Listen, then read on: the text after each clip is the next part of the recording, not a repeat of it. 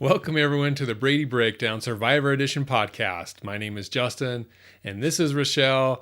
We're the show where we break down every Blindside, bromance, and blunder from Survivor 50. Episode 7 just dropped, and things finally exploded after the merge. So we're here to talk about it, break it down. How are you doing, Rachelle? What's your initial impression of this recent episode 7? I thought last week's episode was great, but this one turned out to be even better. So I loved it. There was a lot of scheming, a lot of drama, and just a great overall episode. Yeah, it's been my favorite so far. It was fun to watch. So we'll get into it. We have the Blood Moon merge. Azie wins the first tribal immunity. Dee tries a live tribal flip on Coach, but she gets blindsided. So we'll get into that, talk more about it as we break down episode 7. That's not how I play Survivor. It's a quote from Coach. He's in his feelings when he said that, so it's kind of interesting to see him say that. But this season is in the hands of the fans, so a lot of twists and turns and all that fun stuff. Last week's episode, the Blood Moon merge, was a big example of that. But this time we have 14 players playing for the sole title of Survivor at this point. The new tribe, the merged tribe, is called Manu Levu, and they're all together, living together, sleeping together. So they come back from the three tribal councils last night in groups. They kind of come together, see who got eliminated, see who is still there. Coach and Rizzo don't come back till the next morning. But when they all came together, one person in particular, at least they highlighted, was very upset, Tiffany. What did you think about her reaction and kind of how she handled this? She got basically blindsided as well. She just didn't go home due to with Camilla leaving instead of her. What do you think about how she handled that? I have to give her a bit of credit. She was very smart about how she expressed her emotion. She In public, she was very political in her response to just say she was very upset, but she wasn't upset at the players per se. She just needed to be in her feelings, and she was upset because she had to say goodbye to her friend. So that was a really good way to play it. And inside, she was just furious. Now, Tiffany has the tendency to just explode at the actions of the other players, as if those types of behaviors aren't expected in Survivor, which I think is very funny because she is playing Survivor. Like, blindsides are going to happen. People are not going to vote your way. She's not in control, and I think that's probably where that stems from. Yeah. But overall, she controlled her emotions when it mattered, and I have to give her credit for that. I don't really love Tiffany, but I thought she did a good job.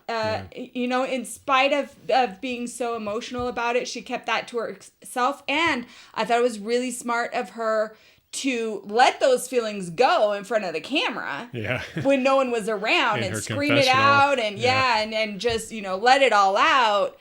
But controlling her emotion in front of the team was very strategic, and I have a lot of respect for it. Yeah.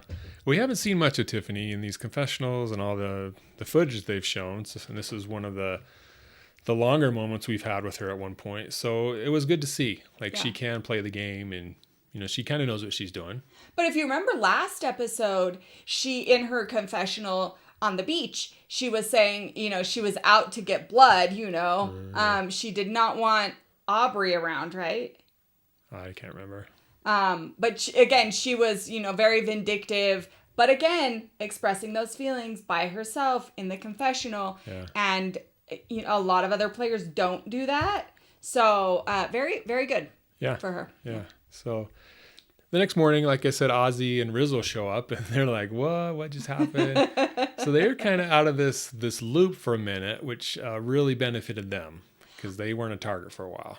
I loved this whole setup. I thought it was great to have two players that were completely out of the gameplay and to have so many surprises where, nobody expected to send 3 people home at the same time. So they come back And they could not completely appreciate the value of their struggle of being on Exile Island overnight until that moment. So that's what I thought was really great, is that it wasn't until then, they probably didn't appreciate up until then the value of having to suffer in Exile Island. But when they found out 3 people got voted out, all of a sudden it became very clear, and all the struggles of being on exile and the hunger and everything was worth it. Yeah. And they were glad. So I thought that was priceless. I thought that was very well scripted by the Survivor team. I think we can agree that not everything this season has been very well scripted. Yeah. We're not in love with the Billie Eilish Boomerang Idol and some of the other things, but this I thought was very well done. Yeah, I don't think we heard the name Billie Eilish mentioned in this episode. Maybe once or twice, but that's a record. So, and we'll get into kind of some fallout from that, some changes there. So that'd be good to finally have something happen with that Billie Eilish Boomerang Idol. But they come back and things kind of explode pretty quickly, at least the way they showed it to us on the show. Dee and Jonathan start going at it. Dee and Coach have conversations, and it all centers around Dee not really telling the truth and how she's lying. So Jonathan is setting her up to look like she's a liar, can't be trusted. And he kind of said that in one of his confessionals. He set the bait, laid the trap, and she took it. And it didn't end up good for her. This was the play of the day, in my opinion. Okay. Jonathan was very strategic. He wanted Dee to look foolish. Mm-hmm. He wanted to call out her gameplay. And to be honest, Dee isn't playing the game any different from Jonathan. Yeah. But what he did want to do is take attention from himself. Yeah. Because remember, Tiffany was furious with him, and he did have to pick a side in the previous vote. Yep. So he wanted to deflect attention onto somebody else, and this was a great way to do it. It was very public.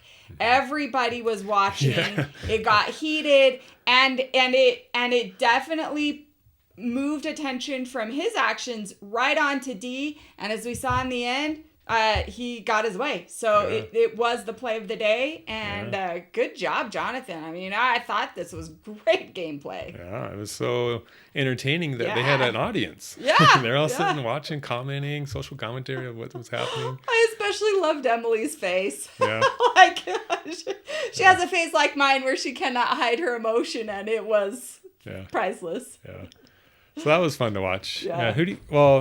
With Dee being voted out, is she the loser, or did the decision later on during tribal she got a little more vocal with certain people? Did that end it, or was it more like from at this point was kind of the decision point? Well, this wasn't quite the decision point. This was definitely a step in the direction towards voting Dee, but honestly, Dee got herself voted out, and she knew it. Yeah.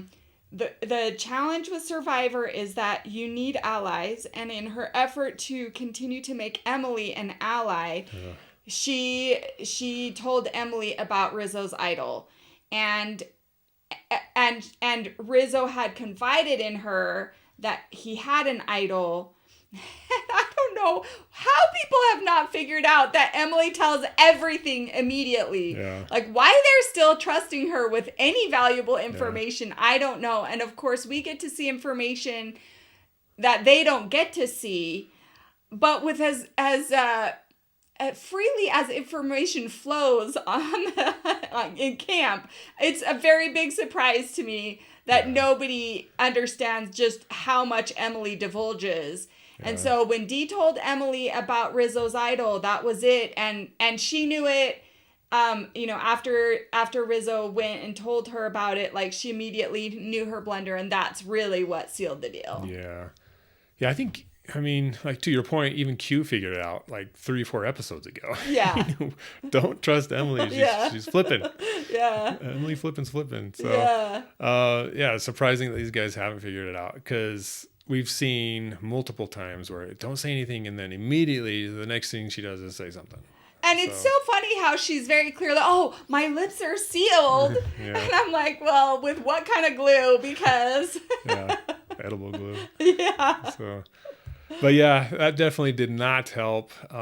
Rizzo got bothered by that. He was bothered by a couple things, by that, and then with Coach's speech. It's me, Jonathan, and Joe, and Colby was the fourth horseman, but now he's gone, so we're bringing you in. And you could just see his face change when Coach said it. He's just like, what? Now I'm the replacement? He did not like that. And with good reason. I mean, Coach could have just left it at, hey, we're the four horsemen. He didn't need to tell him that Colby did previously belong to the group, but that is a bit offensive. Riz was like, oh, I guess I'm your fifth choice, so thanks, okay. Yeah. But that's the second time he's heard that speech, because when Kyle went out the next day, Colby and I can't remember, maybe Q were like, now you're in our alliance, we're bringing you in. So like that's the second with the time. different alliance. Yeah, so that's the second time he's the backup. So I don't think he appreciated it this time. It's interesting, his approach, because he is the very newest player. Yeah. He's the player nobody has seen actually play. And yet he feels entitled to as much clout as all the other players. Mm-hmm. Like he's comparing himself to Suri. Like, hey, I'm Suri's buddy, Ozzy's buddy. What does he call it? The Suri... What he's discounting, like that's his perspective because he has lived the game.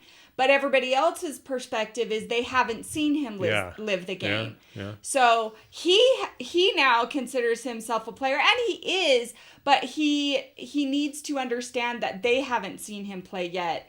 And so he is a newbie, like he's the novice. Yeah. But I will say we saw him have to explain how to play the game to coach. So that was great. I guess in that example, that was the most intelligent thing I've seen Rizzo say, and the most strategic, like just the best example of him having a really sound strategic understanding of how to play Survivor.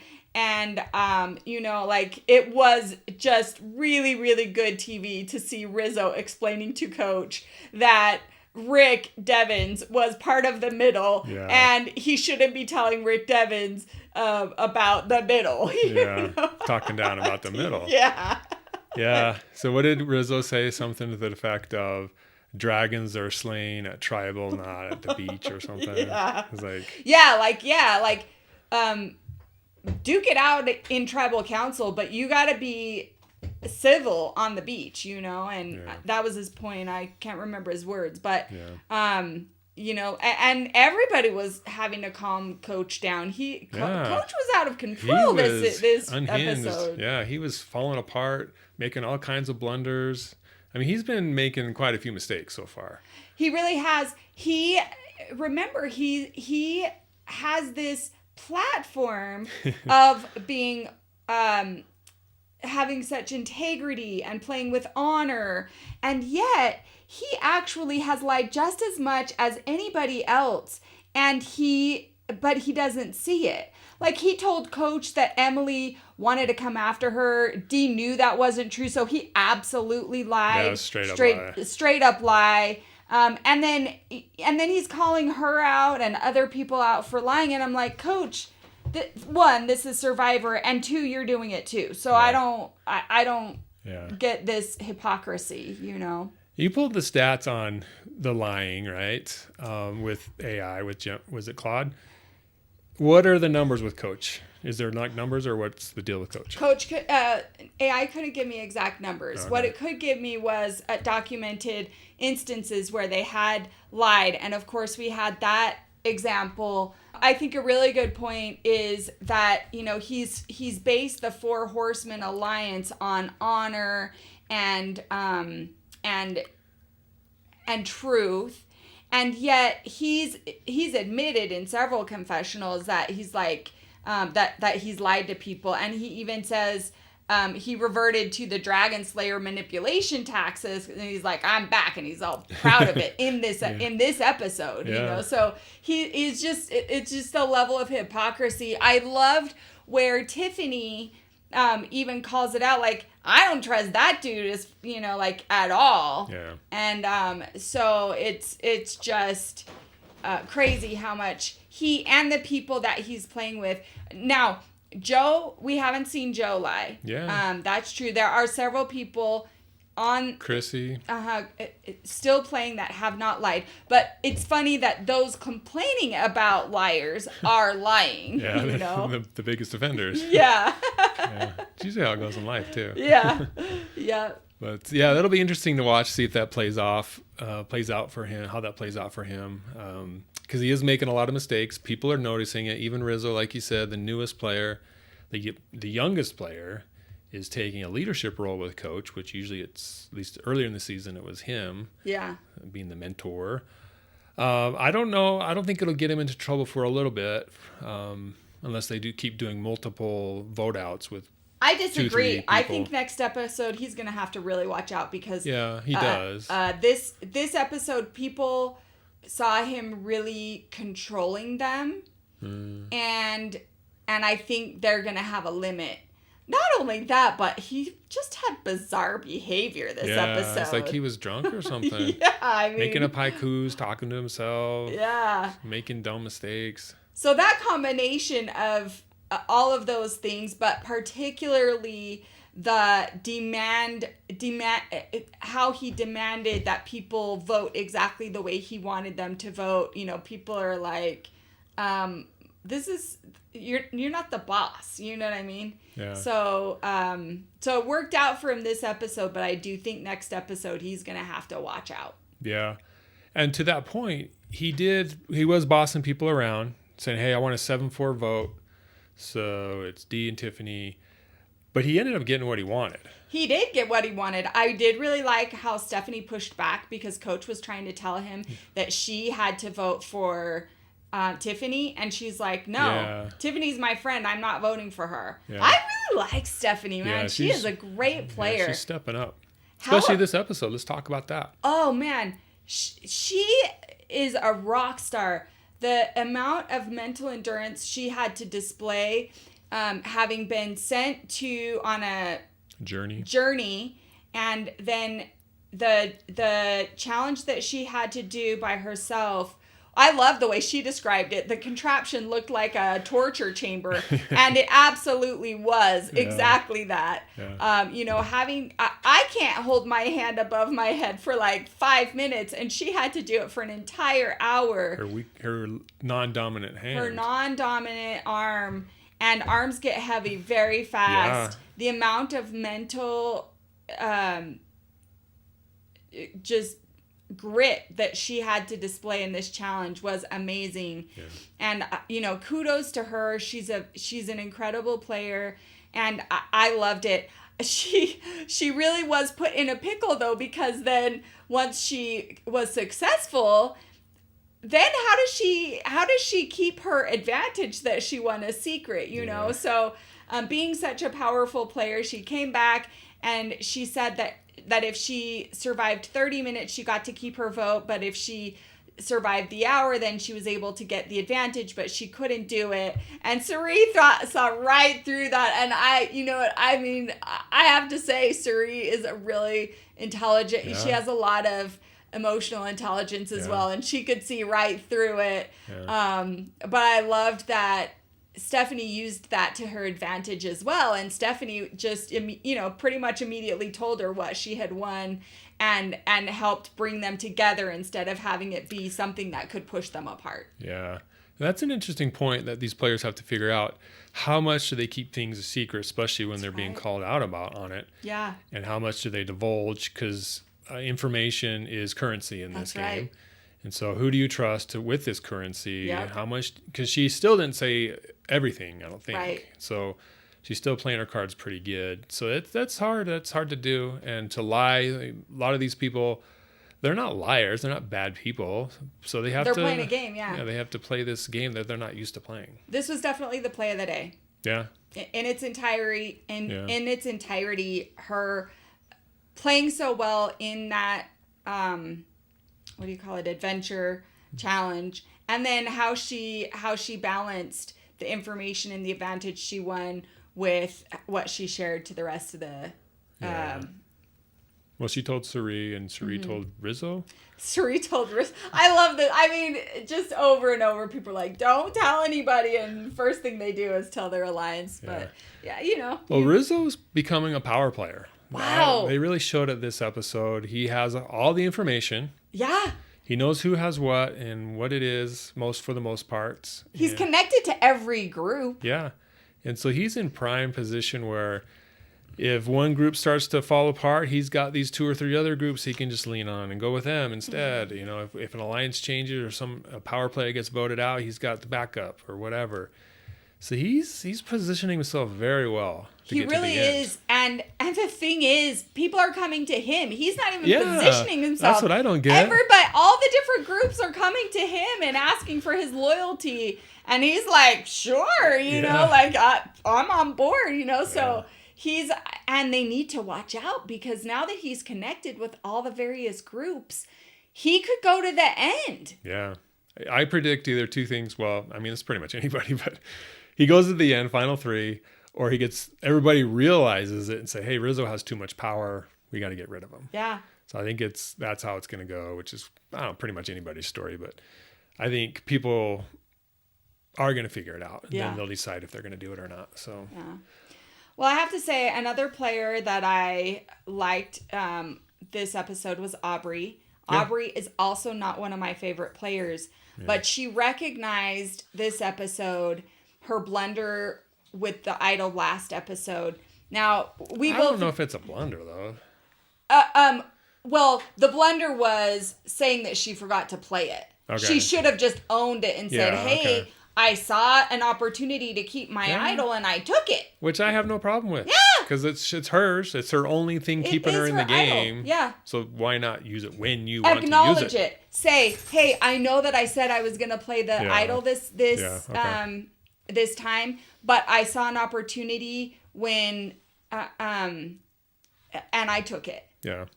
But instead she really tried to cover it up and that was her blunder. So, you know, like just own it. And people, what was it? Even Coach said to her directly, because she was asking, why is my idol so much more visible than the other 2 idols? And then she even answered her own question and just said, it's because I didn't play it, right? And it's because I said I was going to play it and then I didn't. Yeah. You know, so she should have just owned it. Yeah. And then I think it would have been fine. Yeah, that's true. But she didn't own it. So then she did have to do something about that. She realized it was more like a scarlet letter, her words, and I thought that was accurate. And so then she played it this episode, and now she kind of wasted it, though. She wasted it, yeah. Again, I don't know what else she could have done, though, because if she hadn't said she was going to play the idol, her name would have been it would have been her instead of Dee. Everybody said that. Okay. So... and she knew that. So now it's gone.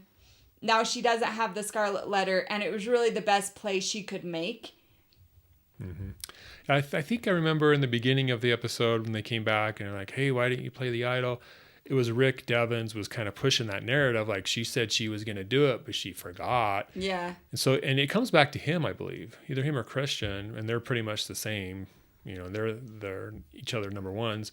They should have just said, no, you keep it, and then vote her out. Yeah. Blindside her. And then, I don't know. Yeah. Now that it's been played, it's not going to boomerang back. Okay. Well, usually idols show up again. Like when someone uses it, they pop up on the island again, like the next day. Someone can find a new one. So maybe that was their strategy to get back on the island. And maybe it's not a Billie Eilish idol, Boomerang. It's just a normal idol. Let's talk about this Boomerang idol. I think this was the poorest design ever. Yeah. Poor Billie. Everybody's gonna hate Billie Eilish now. I think it's gonna be counterproductive because this Boomerang idol is of no benefit to the person that finds it. It's a big fail. So far. Yeah. It just doesn't work. Yeah. And poor Genevieve found 2. Yeah. And she couldn't even use either one of them. Yeah. Not even because usually if you give it to someone, you go and tell them, hey, I gave it to you. Then you're an alliance. And that didn't even work out for her. Yeah. Bad design. It was a big fail, in my opinion. They took a risk trying to do something a little bit original, and it just wasn't a good design. Yeah. Because the point of the idol is to get its finder a good benefit. And when you have to give it away to somebody else, you lost the benefit. When you're forced to give it away. Yeah. All right. So a lot of good stuff going on in this. We haven't even got to the immunity challenge. The immunity challenge is awesome. So a lot of good stuff going on here. Immunity challenge, typical physical challenge. They do a schoolyard pick where 2 captains are chosen and they pick teams and stuff. So we didn't get to see it. I'm sure it's on the deleted scenes or whatever, but that was interesting. And then they team up and just have to roll this big boulder, do all these physical tasks. It's so good. Yeah, and it was fun to watch. Yeah. I liked it. There was no water, but it was still fun to watch. Oh, yeah. But then they do the puzzle at the end. I'm kind of getting sick of it. I like the puzzles, but like every time there's a puzzle at the end, it's like, is there anything else you guys can do? Or maybe put it at the beginning? Or I don't know. It just seems like... I mean, I like puzzles, so I like seeing them. Yeah, I like it. But it's the same thing every time. Yeah. Go ahead. Lots of keys. Yeah, there's always a key. There's always sand or something. Yeah. Yeah. But I loved having the 2 teams. This reward was really great. Well, so this immunity challenge was reward and immunity. Yeah. And I loved that only the winning team got even a chance at immunity. Yeah. So the winning team got the Chinese food, and then they got the chance for immunity. And I'm telling you what, this immunity challenge was a hard one. Yeah, I think they played that journey challenge. They knew they were going to do this boom, hold that up. So there's a possibility, and it ended up being Stephanie, that, hey, you're going to have a real hard time if you want both. Yeah. So I think that was by design. Yeah. They're both tough. Well, and her shoulders were already fatigued, and that was a big component of this immunity challenge. But she held up quite a bit. Yeah, she lasted to like final 3, I think. Yeah. Did perform very well. But ultimately, my guy Ozzy took the immunity, and I was so happy to see that. Yeah, it was good. Yeah. I think I said to you at some point, like there was 4 left, and I was like, any one of these 4, I don't care who wins. I like them all. Yeah. And it ended up being Ozzy. So Ozzy, it was good. so great. So he's pulling the things out. You know, he went to that first challenge, and then he went to Exile Island, and then he's got immunity, and he's got, so he's doing pretty well with those advantages so far. He really is. He's playing a great game. Mm-hmm. But yeah, so they get to eat Chinese food. We get to watch them stuff food in their mouth, which... How many people did we see burp after that? Yeah. One thing I keep hoping for, and they haven't done, is in the past they've done things where they go to these meals, so these little retreats, and then there's like an idol hidden underneath the plate or something. True. And I keep waiting for that to pop up, and we're not seeing anything like that. So it's kind of disappointing. Yeah, maybe... I don't know. We'll see. Yeah, I want to see some of that. But so they all come back after that, and then there's more gameplay. That's really when all the knives come out. Yeah. I don't know. I think the conversations went pretty well. We didn't see much of Chrissy after her boss move last episode. She kind of just sat back, which is fine. But the big one, a lot of blunders in these conversations. Dee and Coach. And I think that's about it. But they made a lot of blunders. They did. Coach was just too demanding with everybody. Yeah. And Dee really was just grasping at straws at that point. She knew she had made it. I have to say, though, I thought it was very interesting that even at Tribal Council, she was trying to give it one last go to vote Coach out. She had nothing to lose. So why not? Yeah. Let's talk Tribal. So that happened. They're all talking, giving a little backhanded or under the rug statements, kind of hinting at this, hinting at that. And then it gets to the point where I think Dee kind of realizes it's not. I'm going if something doesn't change. Yeah. So she gets up, starts talking to people, and that kind of showed her hand that she was desperate. Yeah. And I don't know if maybe people were thinking about voting with her to get Coach. And that kind of sealed the deal, or if they pretty much knew it was coming in and that didn't change anything. Do you have any thoughts on her trying to change it last minute? I think, well, she had been, even before Tribal Council, she had a campaign to get Coach out. Yeah. Which was what she should do. Yeah. She capitalized on the frustration that people had with Coach trying to being so bossy and taking so much control. And I think if she wasn't such a threatening player herself, she might have been successful. Yeah. But the truth is, Dee is a powerful player, and people recognized it. So if everybody's on board to get a powerful player out, they're like, yeah, all right, let's do it. We can just get Coach next time. Yeah. I mean, someone has to go, so why not get the last remaining winner? She is a winner. Yeah. So, let's get her out. And so I just think it was a really tough uphill battle. She had already made too many mistakes at this point. Yeah. Yeah, so I think it was kind of dramatic there at the end, but I think it played out the way people wanted it to play out. It did. I really, really was hoping she was going to get that shot in the dark. Yeah, that would have been crazy. interesting. Yeah. So, well, that would have been after the votes, right? Yeah, but then what? Then it would have meant that Tiffany went home. Yeah, Tiffany goes and home. I would have been fine with that. Yeah, that would have been interesting. Because then Dee's back. She's angry. And, she has another chance to take a shot at Coach That's or right. whoever she wants. That's right. That would have been interesting for Yeah. sure. Dee goes home. I think her comment was, so this is what it feels like. Yeah. She never got voted out before. So it was interesting. But as far as players who made an impression on you this episode, for me, I think we talked about Stephanie. I liked her before. Now I like her more. Yep. Anybody that stands out to you? Jonathan. Jonathan. He's playing a good game right now. Yeah. Yep. He's making enemies, but I think he's making enemies with the right people. Yeah. At this point Tiffany. In the game. Yeah. I mean. At this point in the game, you're gonna make enemies. That's right. So make sure you make the right ones. Yeah. And he's got a lot of people on his side, and Tiffany doesn't. Mm-hmm. So if he's gonna upset somebody, Tiffany's the person to upset. Yeah, Dee was a kingpin in that other side, and so now who's going to step up to fill that vacuum? Do you think? Is there anybody? Sari maybe? We haven't seen much of her since the first couple of episodes.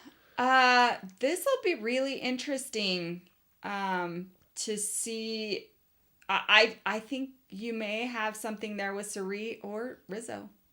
Yeah, Rizzo, even his last season, he was always in the background. He'd pop up, make some statements, make some moves, but he was never in control, visibly in control. Like people saw him, he's the leader of this group or whatever.